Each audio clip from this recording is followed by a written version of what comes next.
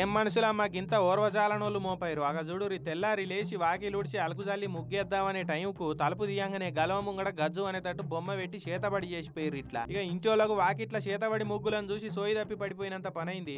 మా ఇంటి ముంగట చేతబడి చేసిరు, వాళ్ళ దినాలు గాను వాళ్ళ వారం చేయ అని కూడా తిట్టుడు పెట్టిరటిగా. విజయనగరం జిల్లా ఎస్కోట మండలం రంగరాయపురం కుమ్మరివాడలైంది కథ. ఇంకో టిస్ట్ ఏంటంటే సరిగ్గా 15 రోజుల కింద కూడా గిట్లనే చేతబడి చేసిపోయిరట. మళ్ళీ ఇప్పుడు ఇంటి ముంగడ ముగ్గులేసి బొమ్మ పెట్టే వరకు దిమ్మ తిరిగినంత పనైంది వాళ్ళకు.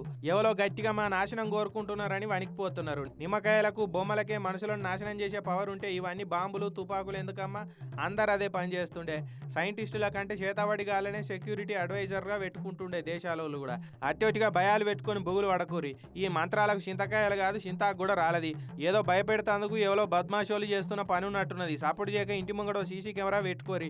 ఇట్లా ఎవడు చేస్తున్నాడో తెలుస్తుంది.